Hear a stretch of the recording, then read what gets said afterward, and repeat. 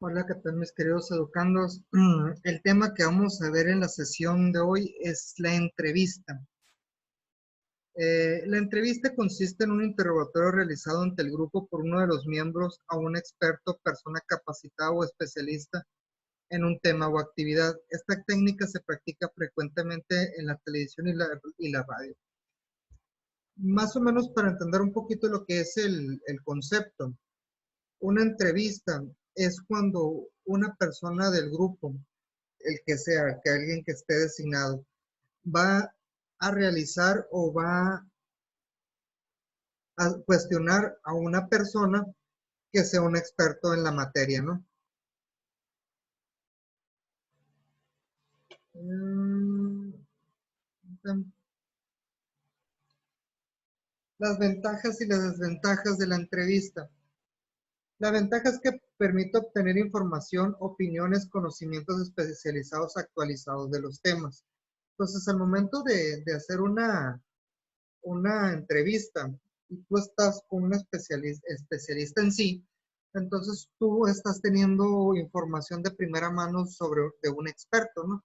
Las desventajas tienen los mismos riesgos que puede ser una presentación de una tesis, una disertación, una presentación, que puede generar una cierta desconexión con el grupo. ¿Por qué? Porque el entrevistador solamente está hablando y hablando y hablando, ¿no?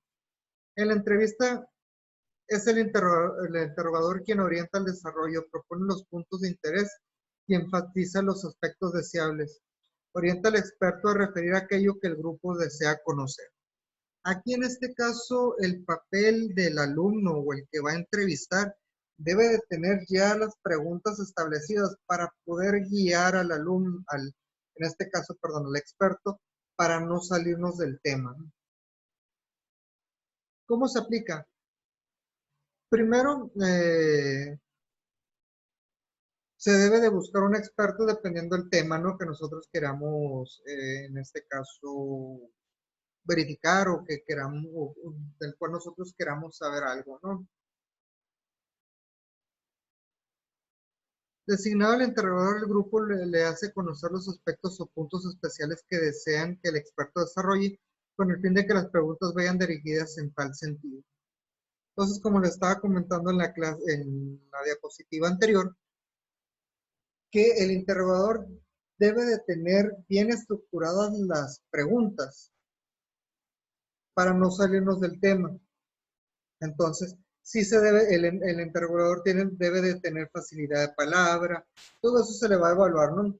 Que tengan las preguntas estructuradas, que tenga una facilidad de palabra, que sea responsable, que tenga una agilidad mental y sobre todo amplio conocimiento del tema. Eso es lo que nosotros vamos a evaluar al momento de aplicar una entrevista. ¿Cómo se aplica? Primero el miembro designado explica al auditorio el alcance del tema, hasta dónde se va a abordar para no salirnos o no tocar otros temas que no tengan que ver con lo que nosotros queramos tratar. El interrogador formula las preguntas, un interrogatorio agudo, no agresivo, mantiene despierto el interés del auditorio. Las preguntas no deben buscar respuestas de sí o no, deben provocar la explicación por parte del experto. Al momento de elaborar las preguntas, no hay que hacer preguntas que sean dicotómicas. Por ejemplo, ¿te sientes a gusto en Hermosillo? Sí. Entonces, a ver, ¿por qué tú te sientes a gusto en Hermosillo? Etcétera, etcétera. ¿Para qué? Para que no sean tan importantes las respuestas. El personaje principal de la entrevista es el experto. El interrogador no buscará en la entrevista un lucimiento personal, ¿no? Otra cosa, ¿no?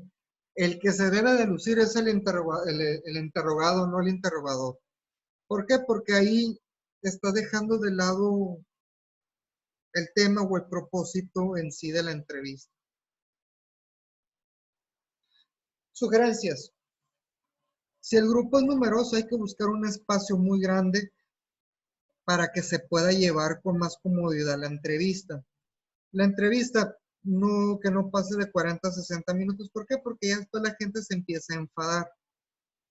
Y por último, la entrevista puede formar parte o ser una etapa de una reunión de un grupo más amplia, puede ser seguida de un foro o introducirse a un grupo de discusión, ¿no?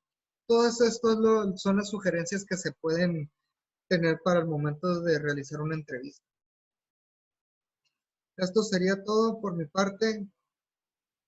Que tengan una excelente semana.